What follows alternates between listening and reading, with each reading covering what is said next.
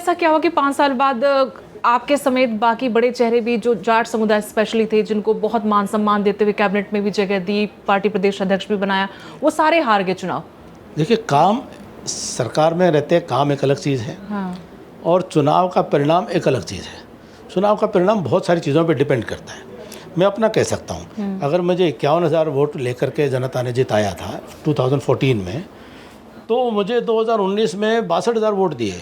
तो जनता ने वोट जब ज़्यादा दिए तो मैं मान के चलता हूँ कि इतने और लोगों ने सोचा इसको जिताना चाहिए। और मेरे सामने का वोट का जो समीकरण है वो एक जगह पर इकट्ठा पढ़ करके और वहाँ हम उनसे पीछे रह गए, तो वो चुनाव के हार का कारण बना। तो बाकी लोग हैं, उनका भी ये एक चीज़ ध्यान में तो आती है कि इस प्रकार की कुछ घटनाएं हुई हरियाणा में कि जिन घटनाओं को 2014 और 19 के बीच में वह हमारे जो मुख्य समाज है, मुख्य समाज के अंदर एक धारणा बनी कि ये सरकार में जो है उनके साथ में ठीक बर्ताव नहीं हुआ, एक धारणा बनी। तो वो एक नेगेटिविटी जो है उसका नुकसान। आप सीधा सीधा अगर बात करें जाट आरक्षण के आंदोलन की बात कर रहे हैं कि क्योंकि उसमें लोगों को गुस्सा था कि आप लोगों को खुलकर सामने आना चाहिए था, जो सरकार में बैठे हुए चेहरे हैं, चाहे आप हों, ओम प्रकाश धनखड़ जी हों, सुभाष बराला हों, वो उस तरह से खुल के सामने नहीं आए जैसा उनको अपेक्षित था। खुल के सामने थे, सब समर्थन करना, सब पक्ष में थे और खुल करके थे। हाँ। कोई छिपा करके नहीं था। ओम प्रकाश जी भी खुल करके थे, मैं भी खुल करके था। आधी कैबिनेट हार गई फिर, और उसमें बड़े बड़े चेहरे। हम समर्थन में खुल करके थे। हाँ। और सरकार भी सकारात्मक थी। सरकार ने भी प्रयास पूरा किया कि आरक्षण को व्यवस्था को बनाने का जी। परंतु कानूनी प्रक्रिया अपनी जगह पर है। विपक्ष अपने प्रचार में वो कामयाब हुआ। जो षड्यंत्र खेला था हरियाणा की सरकार को उन्होंने डिस्टर्ब करने के लिए, तो वो षड्यंत्र में वो कामयाब हुए। और उसका परिणाम क्या हुआ? उसका परिणाम आज तक समाज ने भुगता है। जो हमारा समाज है, अब देखिए 2019 से 24 5 कैबिनेट मंत्री समाज के, deputy chief minister Dushyant Chautala ji, Chaudhary Ranjit Singh ji, Chaudhary Jaiprakash Dalal ji, Shrimati Kamlesh Dhanda ji, Devender Babli ji, तो 5 कैबिनेट मंत्री उस सरकार में रहे। उसके बाद भी अगर ये विश्वास नहीं बन पाए, तो हम तो 14 से 19 के बाद 19 से 24 की बात भी कर रहे हैं। तो कहीं ना कहीं विपक्ष का एक बहुत बड़ा वर्ग वह पॉलिटिकल पोलराइजेशन करने के अंदर कामयाब हुआ, किसी न किसी मुद्दे को लेकर के। लेकिन इससे किसी पार्टी को नुकसान कितना हुआ नहीं हुआ वो अलग बात है, समाज को तो नुकसान आज तक उठाना पड़ रहा है उसका। समाज को नुकसान और होगा, उठाएगा लंबे वक्त तक। सब देखिए, मैं कहता हूँ सर्व समाज को नुकसान होगा, देश को नुकसान होगा। ये हमारा पूरा का पूरा जब आपस के अंदर समाज के अंदर अविश्वास होगा, विश्वास की खाई जो है वो बन जाएगी, तो ये समाज सर्व समाज का हित हो रहा है। इसमें कोई एक समाज का नुकसान और बाकियों का फायदा का विषय नहीं है। जी जी। सबका नुकसान है और देश का नुकसान है, क्योंकि हम संगठित होंगे तो देश मजबूत होगा। तो और ये राजनीतिक षड्यंत्र किस लिए हुआ? केवल अपने परिवारों की राजनीति को चलाए रखने के लिए। 2019 की बात करें तो जो जेजेपी थी उसका सारा मुद्दा क्या था? उसने पूरे गुस्से को अपने साथ में उसका लाभ उठाया। जो भी गुस्सा था, जी जी, पॉलिटिकल उस कम्युनिटी में जो गुस्सा था उसको लाभ उठाया। हाँ। लाभ उठा के क्या किया? गुस्से को भी बेच दिया। वो गलत किया उन्होंने, बीजेपी के साथ नहीं जाना चाहिए था। बात वो नहीं है। हाँ। बात एक है कि उन्होंने जिस मुद्दे पर वोट लिए उससे उलट चले। अभिमन्यु और ओम प्रकाश जी, हमने वोट लिए कि बीजेपी की सरकार बना करके आपके लिए ये काम करेंगे, मनोहर लाल जी मुख्यमंत्री बनेंगे और हम मिलकर के उनके साथ में आपके लिए ये सेवा करेंगे जी। उसके लिए हमें जिन लोगों ने वोट दिया उन्होंने हमारी बात को हमें अपनी जगह सही और गलत मान करके, जिसने सही माना उसने हमें वोट दिया, जिसने गलत माना हमारे विरोध में किया। लेकिन हमें गलत मान करके जिनको साथ दिया वो फिर आकर वहीं बैठ गए। वो तो ये जो लगातार फिर 24 में कांग्रेस की लीडरशिप ने, मुझे उनका नाम लेते हुए भी अच्छा नहीं लगता है, वो कौम की राजनीति करते हैं और कौम को बेचते हैं, कौम की सौदागरी करते हैं। किसके लिए? अपने परिवार की राजनीति के लिए और अपने परिवार के मामलों के लिए। मामले मतलब मामले कैसे मामले में आप ज़्यादा ये जो समझें, बार-बार ED, थोड़ा कहा CBI ज़्यादा की बात- समझें तो ज़्यादा बेटर है। कुल मिला के वो किसको बेच रहे हैं? कौम के विश्वास को। खरीदार कौन है? वो बेच रहे हैं, खरीदार कौन है? वो बेच रहे हैं ना। हाँ, तो जो कोई भी होगा जिसको आवश्यकता होगी वो लेगा। होता है ऐसा, जी, हो रहा है ऐसा, विश्वास बेचा जा रहा है ना, कौम का विश्वास। बार-बार बेचा जा रहा क्या है 2019 में बेचा ना, और 2026 में तो क्या 3 बार राज्यसभा का जो खेला हुआ वो क्या है? वोट किसने दिए उनको? तीसरी बार वो खेला करे, किसको, कौन कर रहे हैं ये ये सिर्फ किसको कर भूपेंद्र रहे हैं? सिंह हुड्डा ही नहीं, सबके पीछे। सवाल सारा यही है जी अच्छा, कि जन विश्वास है। मुझे कोई वोट दे बीजेपी के नाम का, बीजेपी के मुद्दों पर, बीजेपी के सिद्धांतों पर, और मैं जाकर खड़ा हो जाऊं दूसरे पाले में, तो मैंने क्या किया? जिनका विश्वास मेरे प्रति था मैंने उनके विश्वास को बेच दिया। बात स्टैंड, किसी ने, कांग्रेस ने कहा कि हम 370 की मुखालफत करते हैं, जी, मतलब 370 नहीं हटना चाहिए, कांग्रेस ने कहा। तो वो 370 नहीं हटना चाहिए उसके विरोध में खड़े, गलत खड़े पर खड़े हैं। लेकिन अगर वो विरोध करें और फिर वो साथ में, तो दोनों में अंतर आ जाता है। ये एक जो है, लेकिन मैं आपसे समझना चाहती हूँ कि आप राजनीति के अंदर रहे हैं, राजनीति करते हैं, आपने कैबिनेट भी संभाली है, इससे भूपेंद्र सिंह हुड्डा का क्या लाभ होगा, क्या फ़ायदा होगा कि वो अपनी पार्टी के उम्मीदवार को हरा दें, या फिर वो अपनी पार्टी के उम्मीदवार के अगेंस्ट हराने की साजिश रचें, जैसा कि उन पर आरोप लग रहे हैं? उनका कद कम नहीं होगा? वो कमज़ोर नेता साबित नहीं होंगे? देखिए, वो अब उम्र के इस पड़ाव में हैं कि मुझे उनके लिए ज़्यादा कहना उचित नहीं है, परंतु ये बात सही है कि उनको क्या लाभ होगा। वो हरियाणा की राजनीति के अंदर उनका पूरा जो 71 से 91 तक हर चुनाव हारे, 20 साल, 91 से लेकर के उनकी राजनीति के अंदर आप देखेंगे समय समय पर वहाँ हिंसा की ज़मीन तैयार की गई। 91 में महम कांड रोहतक में हुआ, उस हिंसा की नींव पर वो आगे बढ़े।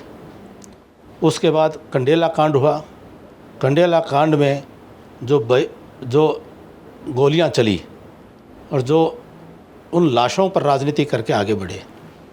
उसके बाद उन्होंने जाट आरक्षण का एक आंदोलन प्रायोजित तरीके से उन्होंने खड़ा किया और उनके लोग आगे बढ़े और वो माइयड़ और इस इलाके के अंदर चलाया और अपनी राजनीतिक ज़मीन को उन्होंने शांत रखा। विपक्षियों की राजनीतिक ज़मीन को उन्होंने डिस्टर्ब करके और एक आंदोलन और उसका भय पैदा किया सेंटर कांग्रेस के नेतृत्व पे कि हरियाणा में जाट आक्रोशित हो जाएगा और उनको परिवर्तन किया। 2009 में यदा किसी तरह से ये इनके प्रकार 40 सीटें लेकर के सत्ता बनाने में कामयाब हुए। 2014 के चुनाव से ठीक पहले 13 के दिसंबर में एक झूठा आरक्षण का उन्होंने घोषणा करवाई, सिर्फ कैबिनेट के फैसले से।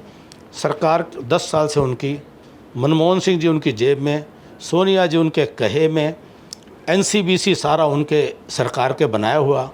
तो यही काम 6 महीने पहले national commission for backward classes के रेफरेंस के साथ में अगर कैबिनेट में मेमोरेंडम आता तो क्या वो सुप्रीम कोर्ट में खारिज होता? नहीं होता।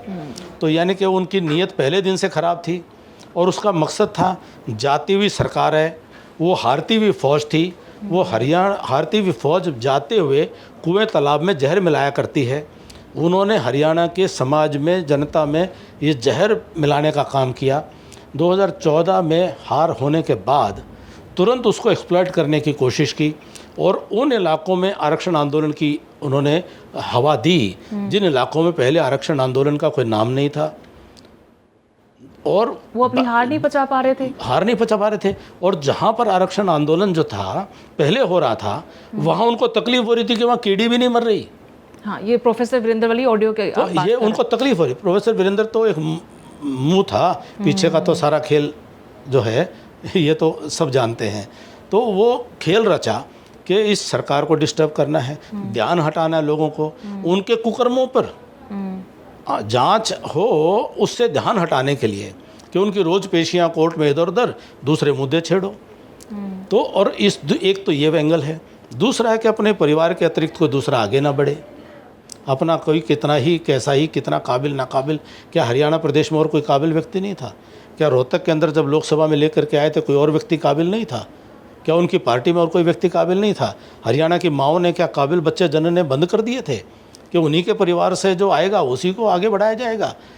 तो उन्होंने अपने परिवार को बढ़ाने के लिए सबको ख़त्म करो, पार्टी से पार्टी के बाहर, कैप्टन अभिमन्यु जी पार्टी के बाद अंदर में भी आऊंगी। वीरेंद्र सिंह जी को हरवाने में उन्होंने, उचाना में रणदीप सिंह जी को हराने की उन्होंने कोशिश की। उन्होंने जींद और नरवाना दोनों बात करो, सब जगह जी, केवल यही नहीं, उन्होंने हर किसी का विरोध करके जो भी पार्टी में चैलेंज कर सकता था। उन्होंने किरण चौधरी जी के साथ में क्या हालत करी थी जब वो सरकार में थी, कि वो रो रो करके उनका हाल रोना पड़ता था उनको अपने हकों को लेने के लिए। तो इतना ज़्यादा उनकी राजनीति में सामाजिकता, एक सबके साथ मिल कर के काम करने का स्वभाव, और जो लोग उनको आगे बढ़ाने वाले लोग थे, जो अच्छे लोग थे, वो कोई भी उनके साथ में नहीं रहा।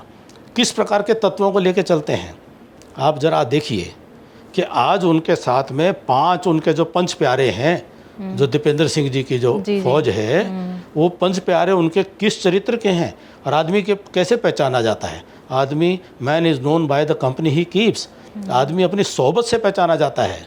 तो आप लाख मुकुटे लगा लो, आपकी सोबत बता रही है कि आपका मूल चरित्र कैसा है, कि जिस प्रकार से कोई खामी है जो 5 विधायक साथ रहते हैं।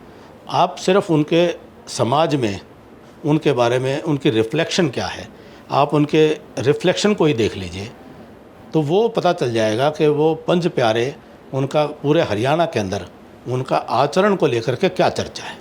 मैं 2016 के उस एपिसोड पर आना चाहती हूँ, उस कांड पर जिससे आज भी हरियाणा की राजनीति हो, या आप हो, या भूपेंद्र सिंह हुड्डा हो, या जाट समुदाय, उसका पीछा नहीं छूट रहा है।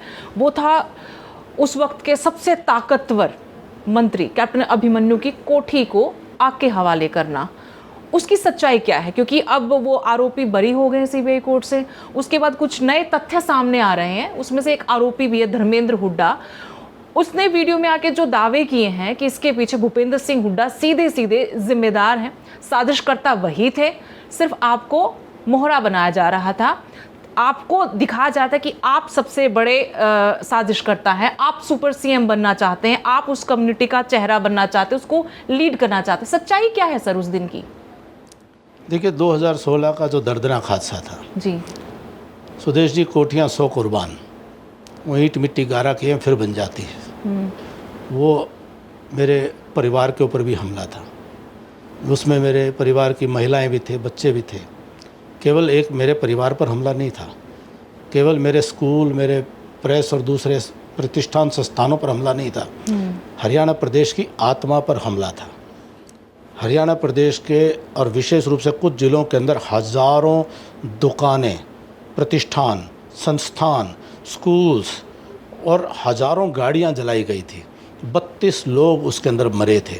वो मेरे परिवार, हरियाणा के मेरे परिवार के सदस्य थे। विषय एक कोठी का नहीं था। और उस पूरे प्रकरण में कोई भी सच सामने आने की स्थिति नहीं थी कि सच किस प्रकार से सामने आए। और षड्यंत्रकर्ता खुले आम सारी षड्यंत्र को अंजाम दे रहे थे सब। आज खुद मैंने भी देखा वीडियो, तो वो बता रहे हैं कि वो एनएसयूआई के अध्यक्ष थे। बिल्कुल। एक बता रहे हैं साथी कि वो उनके कांग्रेस के ब्लॉक के अध्यक्ष थे। और भी लोग हैं जो कांग्रेस पार्टी के पदाधिकारी थे। कुछ लोग 10-10 साल तक सरकारी पदों पर आसीन थे। ऐसे लोग जिनका आरक्षण आंदोलन से कोई लेना देना नहीं था, जिनका अखिल भारतीय जाट आरक्षण संघर्ष समिति से एक दिन का भी वास्ता नहीं था, वो किसी धरने पर बैठे नहीं थे। वो अचानक से प्रकट होते हैं रोहतक और अन्य आसपास के ज़िलों को जलाने के लिए। हरियाणा की आत्मा पर वो प्रहार था। और वो साजिश करता, वो लोग जो भड़का रहे थे आंदोलन को, उसको हवा नहीं दे रहे थे, उसको चला रहे थे। जो मुख्यमंत्री मनोहर लाल जी के नेतृत्व में पूरी कैबिनेट का जब खापों के साथ में समझौता हुआ, सारे हरियाणा से सब जगह से उठ गए और एक जगह पर बैठ करके उस आंदोलन को फिर वहाँ पर ज़बरदस्ती बना करके, बचा करके, रख करके और उसके मार्फत हिंसा कराई गई।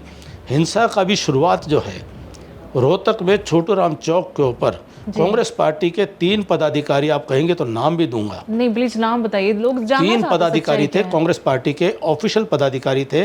आज के इसमें नाम लेके लंबी फेरिस्त नहीं शुरू करना चाहता। ऐसे नाम बता दीजिए क्योंकि लोग देखिए राहुल कितना जैन बड़ा- कांग्रेस के अध्यक्ष थे, जी बिट्टू सचदेवा कांग्रेस के पदाधिकारी थे, एक संभवतः तीसरा नाम में ठीक से नहीं है, वो कोई नाम शायद मनोज सैनी ऐसा कुछ नाम था, मुझे माफ़ी चाहूँगा मैंने गलत इसलिए नाम नाम हो आपसे पूछा क्योंकि उस वक्त कहा गया कि कैप्टन अभिमन्यु ने खुद अपनी कोठी जलवाई है।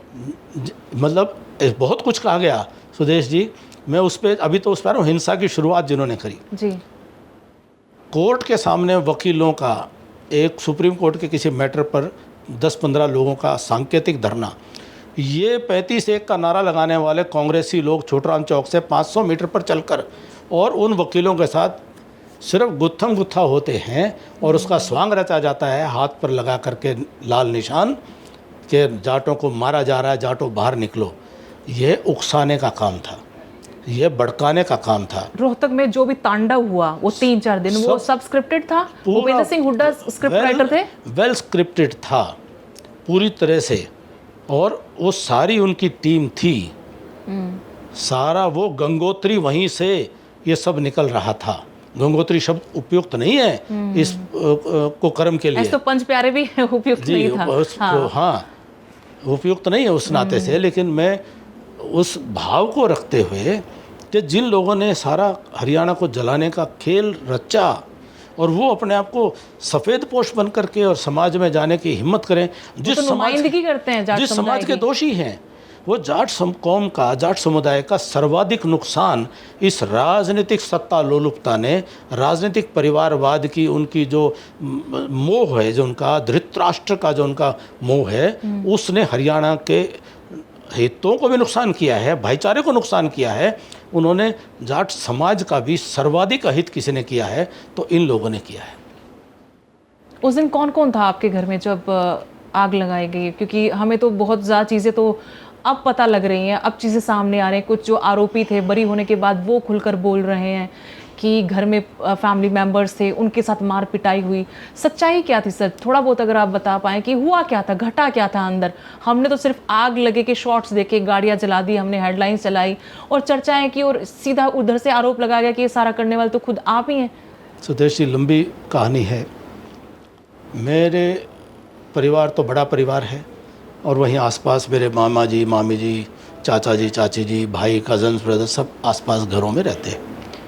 तो वो सब परिवार में जब ऐसी था कि स्थिति तनावपूर्ण बन रही है, सिक्योरिटी सारी की सारी सुबह वहाँ से चली गई थी, तो इकट्ठा हुए हुए थे। मेरी मामी जी भी थी 72 इयर्स की और भी लोग थे।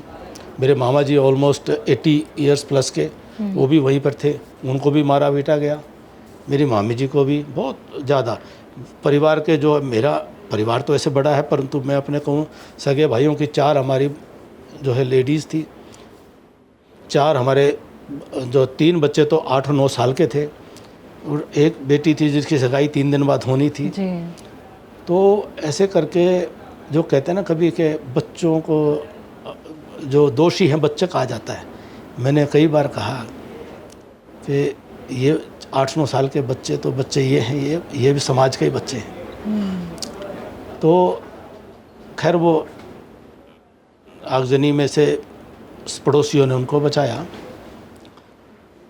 तो वो सारा जिस प्रकार का दृश्य था वो बड़ा खराब इस रूप में था कि वो आक्रोश नहीं था, वहाँ पर एक बड़ा सोची समझी रणनीति को अंजाम देते हुए लड्डू खाते हुए लोग, ट्रैक्टर ट्रालियाँ भरकर सामान लूट करके ले जाने वाला, रिकॉर्डिंग्स हैं सबकी वीडियो की, वो दृश्य बना।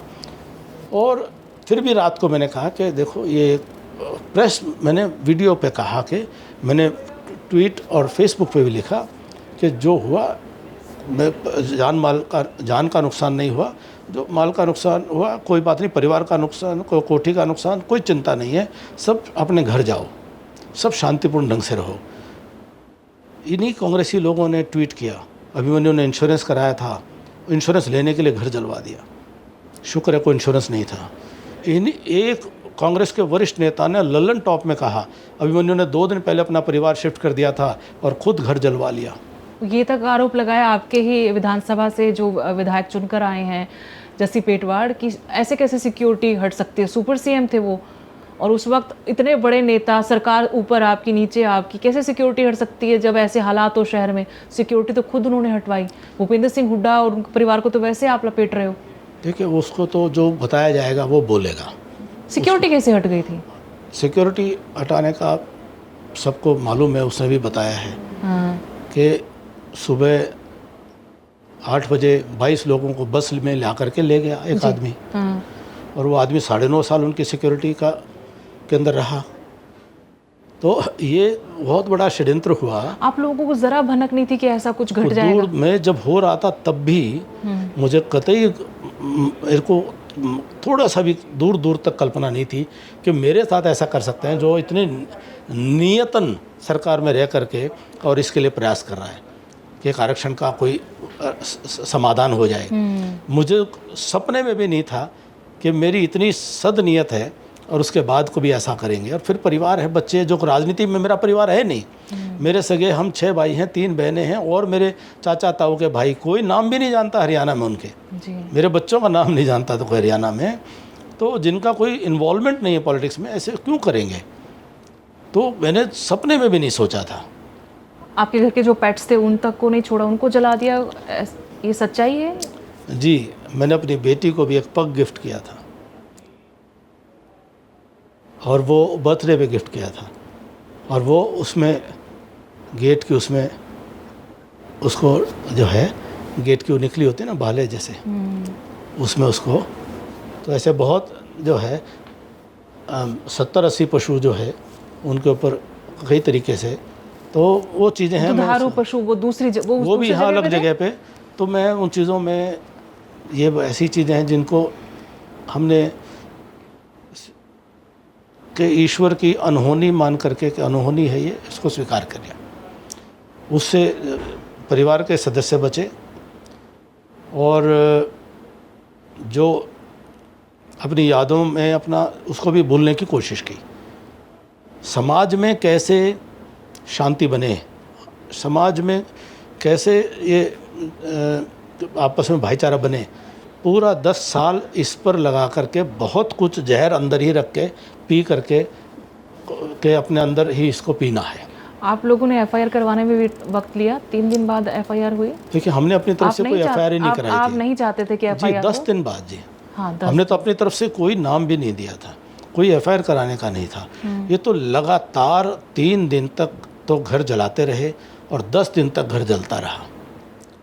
उसके बाद आते रहे, और उसके बाद में धमकियों पर धमकियां, जिनका हम वर्णन नहीं कर सकते। रिटर्न के अंदर धमकियां आती थी जान से मार देने की, बच्चों पर खतरे की। हमने कोई चीज़ को कभी रिवील नहीं किया, हमने कुछ भी नहीं बोला, और हर तरह से दबाव डालने की कोशिश। एक समाज में एक अच्छा स्थान रहा, लेकिन किसी तरह से मेरे से पॉलिटिकल प्रॉब्लम थी ना, मेरे से पॉलिटिकल नहीं लड़ सकते थे क्योंकि उनका पॉलिटिकल वकार कमज़ोर था। तो उन्होंने मुझे इस तरह से हुड्डा के लिए उन्हीं के गढ़ में जाकर, रोहतक में जाकर खतरा बन रहे थे, एक सबसे बड़ा कारण यही था। और आप उसी समुदाय था जी। मैंने जब 2004 से चुनाव लड़ा, हाँ, पहला चुनाव, तो मैंने उनसे तब से पूछा कि मैं रोहतक नगर में सारी ज़िंदगी, मेरा पूरा परिवार, हम सब, और 125 साल से रोहतक शहर में रहते हैं।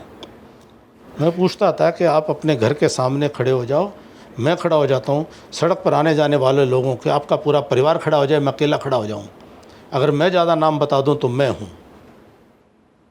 आप ज़्यादा पूरा परिवार मिलकर नाम बता दो। गढ़ उनका कैसे हो गया? उनका तो झूठ के आधार पर उन्होंने बनाया, लोगों को बहका करके उन्होंने बनाया। चौधरी देवीलाल को 3 बार वहाँ हराया, कितने वोट से? 298 वोट, 2000 वोट, 20,000 वोट लोगों को, और बहुत सारे लोगों को, तो देवीलाल के विरोधी ताकतों को इकट्ठा करके।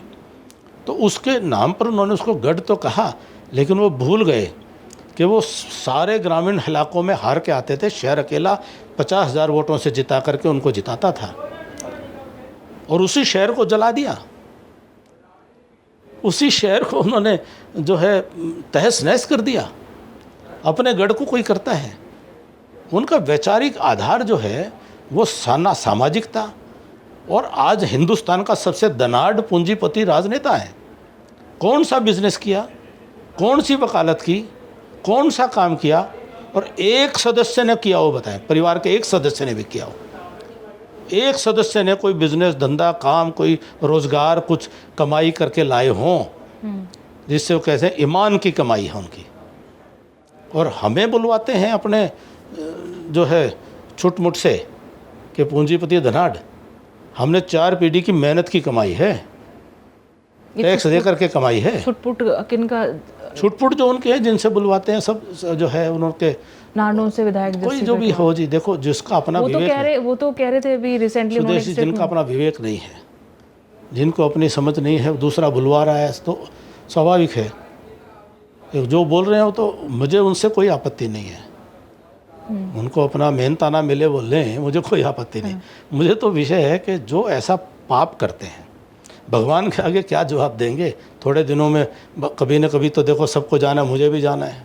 भगवान के आगे जवाब क्या देंगे जी कि ये काम करके आए धरती पे, सारा सब भाईचारा ख़त्म कर दिया, लोग मरवा दिए, जलवा दिया सब कुछ। क्या जवाब देंगे भगवान को? पूछेगा ना, परमात्मा तो पूछेगा। यहाँ तो जोड़ जुगाड़ करके बच जाएंगे। नहीं, लेकिन जब अभी जो आरोपी बरी हुए तब भी एक नैरेटिव सा बना, उसमें कहा कि देखो कुछ नहीं निकला। जो पहले आरोप लगे थे खुद ही जलाया, तो उसमें भी यही निकला कि देखिए एक तरफ लोग ये कह रहे हैं जो आरोपी जो बरी हो गए कि भाई कैप्टन अभिमन्यु का एहसान तो हम पूरी जिंदगी मनाएंगे, कि खा पंचायतों के कहने से वो उन्होंने माफ कर दिया, हमें गवाही नहीं। कोई हम माफ करने वाले हम कौन होते हैं? उस पर कोई टिप्पणी नहीं। वो कानूनी प्रक्रिया है, उसका मैं सम्मान करता हूँ, उस पर मैं कोई टिप्पणी नहीं करता। खाप पंचायतों ने आपसे संपर्क तो लगातार साधा? मैं खाप पंचायतों में तो रोज़ हम बैठते उठते हैं, हम रोज़ उनके सदस्य ही हैं। समाज के बच्चों के भविष्य के लिए उन्होंने कहा। पहली बात तो मैंने कहा स्पष्ट कर दूं आपको कि 8-9 साल की उम्र का तो बच्चे थे जो हमारे परिवार के सदस्य थे। 72 साल के जो 82 साल के हो गए हैं, क्या उनको आप बच्चे कहेंगे? फिर भी जो है विषय वो नहीं है। मेरे लिए पहले दिन से मेरे परिवार के प्रति मेरी माता जी ने हमको पहले 3 दिन में ये कह दिया था कि बेटा जो जीवन में गलत काम करता है अगले ही क्षण से वो स्वयं भोगना शुरू कर देता है, अपने मन में ही उसको तकलीफ़ आने लग जाती है। हमें किसी के प्रति कोई द्वेष नहीं रखना, ये मेरी स्वर्गीय माँ के हमको मार्गदर्शन था। और हमने कभी किसी से द्वेष नहीं रखा, क्योंकि वो तो कंधे हैं बेचारे, जिनके कंधों पे बंदूकें रख करके कोई राक्षस जो है वो चला रहा था। मुझे उनसे क्या तकलीफ़? हमको कोई द्वेष नहीं था उनसे, कोई नाराज़गी नहीं उनसे, अब पहले भी नहीं थी और आज भी नहीं है।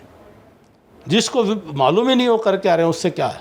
जिनको मालूम है कि क्या करवा रहे हैं, विषय वहाँ है। लेकिन जनता को भी तो सच्चाई पता होनी चाहिए ना। फिर जब ये जो कोर्ट का फैसला है तब भी लोगों में यही आ कि देखो हमने तो कहा था, उन्होंने तो फिर से नैरेटिव सेट करने की कोशिश की कि हम तो कह ही रहे थे कि हमारे बच्चों का कोई कसूर था ही नहीं, हम तो पहले दिन से उनके साथ खड़े हुए हैं। वो अपना काम करेंगे, सच्चाई छुप नहीं सकती। आत्माएं जागती हैं और आत्माएं जाग रही हैं तो लोगों को पता चल रहा है। हमें विष पीना था, विष पीना हमारे लिए, समाज के लिए, समाज में मर्यादाएं बनी रहें, समाज का और ज़्यादा नुकसान ना हो, हमने वो विष पी करके और जो हमसे बना हमने समाज के भले में किया। यशपाल मलिक ने भी हाल ही में कहा है कि साजिश तो रची गई थी कैप्टन अभिमन्यु के खिलाफ। उनका क्या रोल था?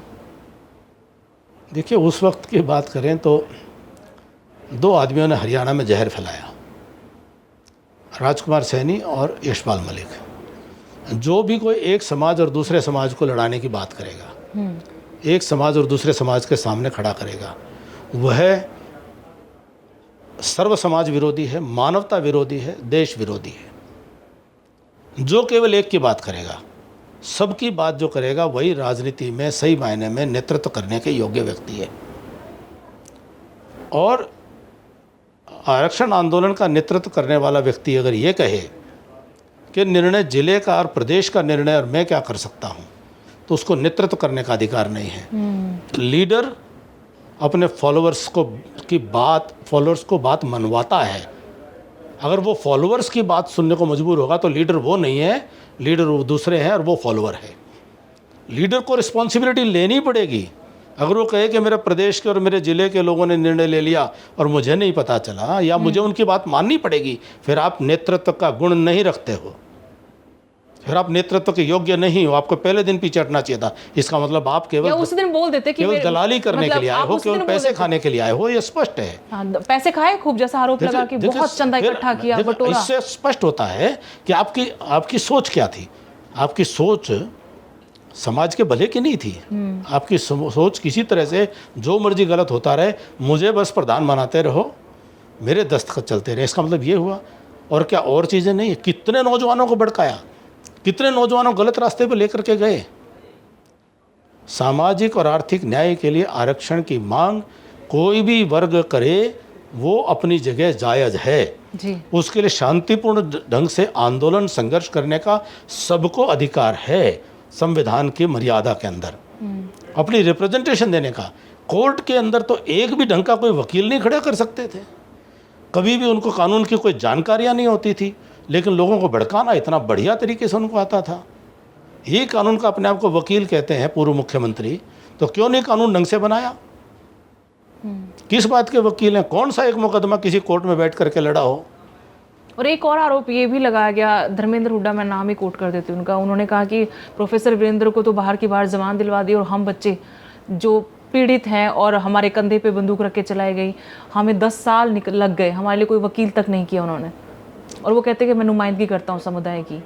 देखिए, मैं उस मामले में उनकी बात पर कोई टिप्पणी नहीं करूँगा, परंतु ये बात सही है कि सारा खेल रचने वाले व्यक्ति ने पूरी सब चीज़ें जहाँ जिसको उनको जो करना था वो अपना करते, और जहाँ उनको छोड़ना था वो, उनकी पूरी राजनीतिक यात्रा इस रूप में है, use and throw, use and throw. पर चल रही ना राजनीति, आपको नहीं लगता जिस तरीके से आप कर उस हिसाब से तो ठीक चल रहा है उनका? नहीं चल रहा। 37 विधायक तो इस बार भी चुनकर आ गए, और वो तो कहते कि लहरी बहुत थी, और आप भी ये बात स्वीकार करेंगे ऑन कैमरा कि लहर तो लग रही थी, हवा तो थी, वो किस बात की थी वो तो अलग अलग विश्लेषण है। झूठ के आधार पर बनाई हुई वो उसको लहर, वो टोटल झूठा एक लोगों को एक सारा गेम जो था कि लहर लहर जो बोल रहे हैं सब। मैं अपने यहाँ बात करूँ, मेरे यहाँ सरपंचों को बुला करके ये कह के सरकार आएगी, सरपंचों को ये काम देंगे, सरपंचों ने अपनी जेब से पैसे खर्च करके और चुनाव जो है उनके पक्ष में लड़ा। तो एक सत्ता के स्वार्थ का और लोभ का और भय का एक ऐसा वातावरण बनाया गया कि स्वार्थ पूर्ति होगी, लोभ की पूर्ति होगी, और नहीं तो ये ऐसा करेंगे। ऐसे वातावरण को उन्होंने वो कुछ जिलों के अंदर प्रभाव बनाने में वो कामयाब हुए। आज चुनाव के अंत आते आते जनता ने उनकी सच्चाई को भांप लिया और जनता ने उनको सबक सिखा दिया, और भारतीय जनता पार्टी के पक्ष में एक तरफा बहुत अच्छा, पहले से भी बढ़िया लेकिन INLD और JJP के नेता तो ये कहते हैं कि बीजेपी की बी टीम है, तो जानबूझकर वो हार गए। ED CBI तमाम केस थे, तमाम फाइलें थी जो खुल जाती। अभी देखिए, ये तो उनकी अपनी, सबकी अपनी परसेप्शन है, सबने अपने तरीके से अपनी बात को कहना है, मुझे उस पर कोई टिप्पणी नहीं करनी है। लेकिन जिस प्रकार से जो इनको वोट आए हैं ना, वो वोट स्वार्थ, लोभ और भय के आए हैं।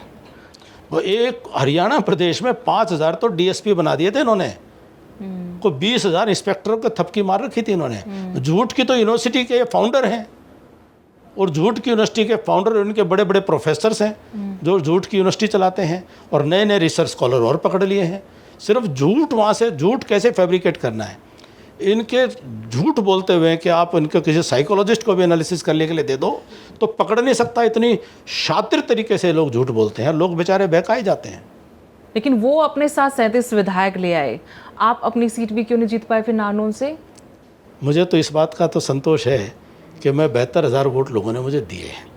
सीट नहीं जीत पाए, जैसे मैंने बताया कि एक वातावरण इस प्रकार का बना कि यहाँ स्वार्थ में और उसमें सरपंच, एक एक गांव में सरपंच जो है, चुनाव नए नए सरपंच चुने थे, सरपंचों को लग रहा था कि आगे 4 साल हमें ग्रांट मिले। और वैसे भी जो नई पॉलिसी थी सरपंचों को लेकर, उससे नाराजगी तो थी उनमें कि पैसा कम आएगा हाथ में, मतलब सारा लोभ दिया। हाँ। उस स्वार्थ और लोभ में बहुत लोगों ने बह गए, कुछ लोग भय में बह गए।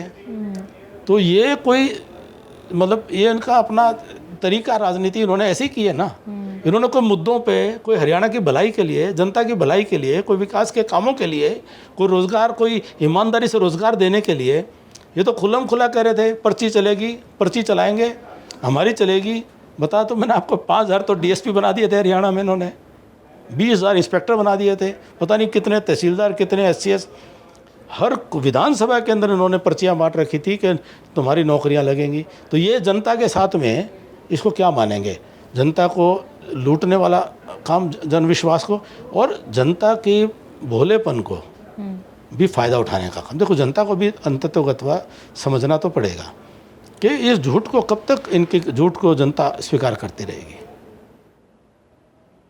और आज कोई काम नहीं कर पा रहे हैं उनके, जहाँ उनके चुने हैं उनको काम में रुचि नहीं है, गाली देने के अलावा कोई रुचि नहीं उनको।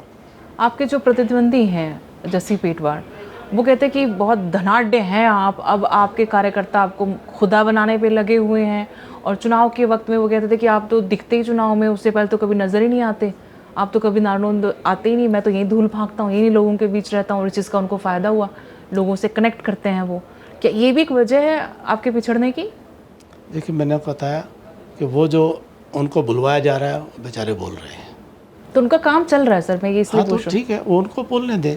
जो उनको लोग जान रहे हैं कि वो साल सवा साल में विकास के नाम पर एक भी कोई काम या कोई सामाजिक, कोई राजनीतिक मुद्दा जिसको लेकर के समाज, जनता के बीच में कोई सकारात्मक काम किया हो, उसको, और उसके लिए हमारा सहयोग भी जरूरी। मैंने पहले दिन कहा कि अब वो मेरे भी विधायक हैं, जी जी, मेरा सहयोग उनको उचित लगे वहाँ मेरा सहयोग लें।